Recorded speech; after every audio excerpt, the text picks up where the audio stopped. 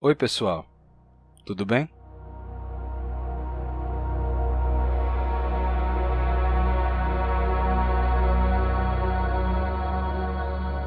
No vídeo passado, fizemos uma viagem cósmica e vimos diferentes mistérios do universo, mas a gente se esqueceu de falar de um dos grandes mistérios da língua portuguesa, a pronúncia dessa palavra que vocês estão vendo aí na tela. Por que se pronuncia muito e não muito? Bem, eu já vi muitas pessoas nas redes sociais se perguntar por que se pronuncia assim. Tem pessoas que ficam dizendo de onde é que vem o misterioso N no meio da palavra muito, ou qualquer coisa assim. Bem, sempre que vocês virem alguém se perguntando ou fazendo qualquer publicação ou comentário sobre a palavra muito, não hesitem e mandem o meu vídeo. Vamos resolver esse mistério de uma vez por todas, para as pessoas poderem se preocupar com outros mistérios. E bem, primeiro é importante entender que o que aconteceu com a palavra muito não é um caso isolado. Tá? Tem outras palavras na língua portuguesa que passaram pelo mesmo fenômeno. O que aconteceu é que o M da palavra muito transferiu a sua nasalidade para o ditongo ui, transformando muito em muito. Esse é um caso de nasalização progressiva, em que um fonema nasal transfere a sua nasalidade para fonemas que vêm depois dele, que é o contrário da nasalização regressiva, em que essa nasalidade é transferida para trás. A gente tem nasalização regressiva na palavra cama, por exemplo, que a gente pronuncia cama e não cama, porque o M transfere a sua nasalidade para o A que vem antes, então fica cama. E sabe mais um exemplo de palavra que apresenta nasalização regressiva? Acertou! Insider. Pois é, insider é uma palavra da língua inglesa e em inglês não tem vogais nasais. Só que quando a gente fala português e pronuncia a palavra insider, então o N termina nasalizando o I que vem antes dele. E a gente pronuncia insider com I nasal. Em inglês não seria assim, ficaria insider. A primeira sílaba é in. O N é separado do I. Em português, entretanto, a gente diz insider, com I nasal. E esse é um exemplo de nasalização regressiva, em que esse N termina nasalizando o que vem antes dele. Agora eu vou falar brevemente da insider, antes da gente dar continuidade ao tema do vídeo de hoje, em que eu vou falar mais sobre a palavra muito e também sobre outras palavras que passaram pelo mesmo fenômeno. Isso mesmo, o caso de muito não é um caso único em português, tem outras palavras. Então, fiquem comigo até o final do vídeo para vocês entenderem melhor sobre a nossa língua. Como eu já mencionei em outros vídeos, não precisa passar as roupas da insider. Retirando a roupa da máquina de lavar, vocês já podem ver que o tecido não sai todo amassado. Depois, quando você estende e deixa secar, a roupa já fica assim, bem estiradinha, o que é muito prático para o dia a dia.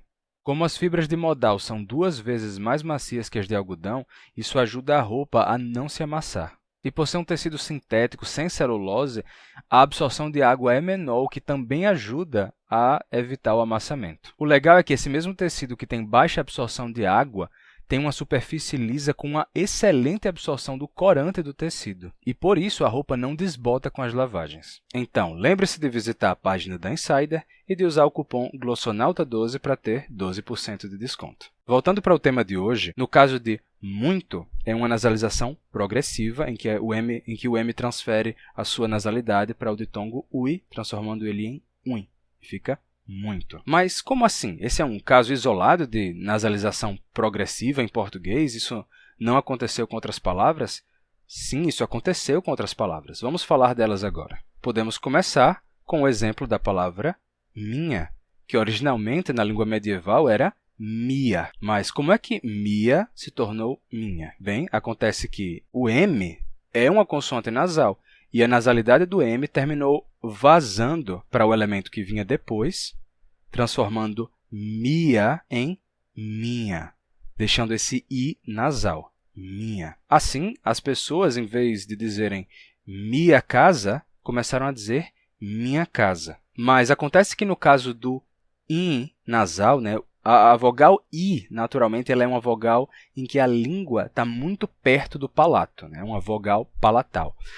E, por causa disso, esse in de minha terminou gerando um toque. As pessoas começaram a dar um toquezinho com a língua no palato e dizer minha, minha, nha, né? E aí, por causa disso, isso terminou gerando esse toque consonântico, dando a pronúncia minha e resultando na grafia que a gente tem hoje, M-I-N-H-A.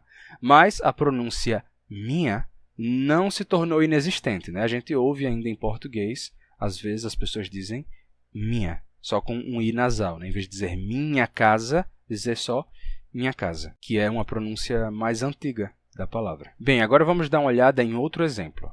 Originalmente, na nossa língua, em vez de pai e mãe, a gente tinha padre e madre, certo? O que é o esperado, porque as palavras em latim, no caso acusativo, eram patrem e matrem. E aí, o esperado que aconteça é o seguinte, que você perca a nasalidade, então patrem daria patre, e depois o T, nesse caso, vai ser sonorizado, dando um D, padre. E a mesma coisa, para matrem, você perde a vogal longa, de matrem, você perde a nasalidade final também, dando matre, e depois a sonorização do T em D, dando madre. A gente teria padre e madre. É o que a gente tinha mesmo originalmente na nossa língua. Mas terminou surgindo uma forma mais curtinha, uma forma carinhosa de dizer isso. Não padre e madre, mas pai e mai, certo? Pai e mai, que você podia encontrar por escrito tanto com i final como com e final, né? Mas você tem essa forma, pai e mai. Mas aconteceu que, no caso de mai, a nasalidade do M terminou passando para o elemento seguinte, o ditongo ai, gerando a forma mãe, que é exatamente a mesma coisa que aconteceu com o minha e com o muito. A gente tinha muito, muito. Mia, minha. E agora temos mai, mãe. E assim, o que antigamente foi minha mãe passou a ser minha mãe. Ou seja, muito simples, a gente diz muito pelo mesmo motivo que a gente diz minha e que a gente diz mãe. Bem simples. Como curiosidade, a grafia muito com tio sobre o U já existiu, tá? Essa palavra chegou a ser escrita assim no passado e essa grafia com tio sobre o U conviveu com a grafia sem esse tio. Mas como as palavras que tinham U com tio eram pouquíssimas, então terminaram escolhendo escrever a palavra muito sem representar a nasalidade do ditongo. As únicas palavras que tinham U com tio, que eu me lembre agora, eram muito, uma, alguma e nenhuma. Tá? Em todos esses casos, essas palavras tinham grafias duplas, né? Muito tinha com tio e sem tio. Uma tinha escrito U com tio mais A e também tinha simplesmente UMA. Em todos esses casos, as grafias escolhidas foram aquelas que não tinham o U com tio. Inclusive, eu tenho um vídeo especificamente sobre a palavra uma, né? Eu falo sobre a palavra uma, também sobre alguma e nenhuma, e faço alguns comentários sobre essas palavras, né? Hoje em dia, essas palavras têm uma pronúncia dupla, né? Você pode dizer tanto uma como uma, depende de onde você é, né? Alguns lugares usam a pronúncia original e tradicional uma, enquanto outras regiões usam a pronúncia inovadora e mais recente uma. Então, eu tenho um vídeo especificamente sobre isso, se quiser saber mais, então vocês podem dar uma olhada, tá, nesse outro vídeo. Agora eu vou mostrar a vocês uma coisa bem interessante, exemplos escritos da palavra muito marcando a nasalidade. Aqui, a gente tem um exemplo de 1672, em que a palavra muito aparece escrita assim, com tio muito. Então, temos aqui, muito mais ao vivo exprime Caim, que a Deus, seu Criador, deu as costas, aqui, muito, certo? Outro exemplo que eu tenho aqui é esse de 1645, ou seja, anterior àquele, em que aparece muito, assim escrito com tio. Então, temos e muitas, muito bem povoadas, aqui, muito bem povoadas, muito com tio. E o interessante é a inconsistência de escrita aqui, porque o muito está com tio, mas o muitas, que vem logo antes, está sem tio. Mas se essa pessoa pronunciava muito com ditongo nasal, também pronunciava muitas, naturalmente, com ditongo nasal. Mas a gente vê essa inconsistência de escrita, que era comum antigamente. Aqui a gente tem um exemplo mais recente, esse é de 1813, em que aparece muita gente, que conversando muito os tais, que achei muitas vezes e muito frequentemente, mesma coisa com a marcação da nasalidade. E outro exemplo que eu tenho aqui de 1838, a gente vê aqui muito diversa, muitos dias, muitos anos, muitos serviços, muito poucos, tá? Então, vocês podem ver aqui a palavra muito, marcando essa nasalidade na escrita. Depois, essa forma de escrever terminou caindo em desuso, né? Escolheram a grafia sem o tio, mas, naturalmente, a pronúncia continuou sendo muito, com o ditongo nasal. Bem, e agora mais um comentário aqui. Muitas pessoas, quando tentam representar essa pronúncia muito, o que elas fazem, eu já vi isso muito na internet, é dizer que tem um N depois do I. E escrevem como M-U-I-N-T-O. Só que, se você escrever assim, na verdade, o que você está escrevendo é muito. Muito. Tá? Você está representando um hiato. Como o que acontece na palavra ainda. Certo? Ainda, se você escrever vogal, seguida de I, N, depois uma consoante e a palavra continua, o que você está fazendo aí é um hiato. Você está escrevendo muito, assim como temos em ainda ou em Coimbra, né, que é com M no caso, mas tem o mesmo efeito. Coimbra, ainda. Então, para representar essa pronúncia, não é uma boa ideia escrever muito, M-U-I-N-T-O. Acontece o seguinte, como você vai poder representar? Uma opção seria com um tio sobre o U. Aí sim você representaria esse ditongo nasal de muito. Caso você esteja num computador com Linux ou FreeBSD ou, sei lá, OpenBSD, alguns sistemas operacionais, você não vai ter nenhum problema para representar o U com tio. Você pressiona a tecla do tio, pressiona o U, ele gera um U com tio sem nenhum problema. Caso você esteja no Windows, não vai funcionar. Se você pressionar o tio e depois o U, ele vai gerar um tio e um U depois do tio. O Windows não faz U com tio. Então, uma solução para quem está no Windows seria a seguinte. Existe uma maneira de você representar. Você pode escrever M-U-I-N-T-O,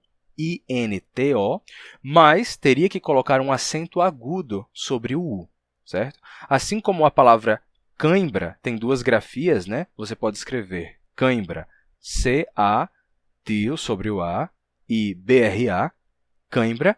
E você também pode escrever C-A com acento circunflexo sobre o A e M-B-R-A. Isso também seria cãibra. Caso você opte por usar uma consoante nasal depois do I para marcar a nasalidade, você tem que colocar um acento sobre a primeira vogal do ditongo. No caso de cãibra, você coloca um circunflexo, né? Ele fica cãibra. Sem esse circunflexo, ficaria caimbra, que não é o caso, né?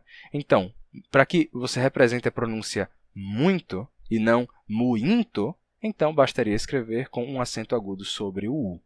Tá? Então, essa seria uma solução, né? M-U com acento agudo e N-T-O. Ou, se você tiver como, você pode escrever muito com um tio sobre o U, né? Que eu consigo fazer aqui sem nenhum problema, mas em muitos computadores não é possível. No celular, você não consegue colocar tio sobre o U no teclado em português, mas se você ativar o teclado em Guarani, você consegue.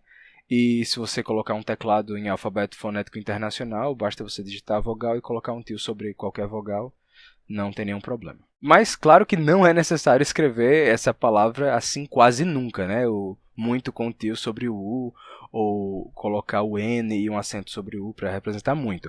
Isso seria exclusivamente caso você precise representar a pronúncia da palavra. Você quer representar como se pronuncia. Aí você pode representar assim. Caso contrário, você escreve simplesmente usando a grafia padrão da palavra, M-U-I-T-O. Bem, pessoal, agora vocês entendem a enigmática pronúncia da palavra muito? Ficou mais claro? Agora, toda vez que vocês virem alguém mencionando nas redes sociais a misteriosa pronúncia da palavra muito, mandem lá o meu vídeo. Espero que vocês tenham gostado do vídeo de hoje. Não se esqueçam de se inscrever no canal, de compartilhar o meu vídeo com outras pessoas que poderiam gostar, de deixar o seu gostei e se lembrem também de visitar a página da Insider e usar o cupom Glossonauta12 para ter 12% de desconto. Foi um prazer estar aqui com vocês mais uma vez e até mais, pessoal. A gente se vê no próximo vídeo.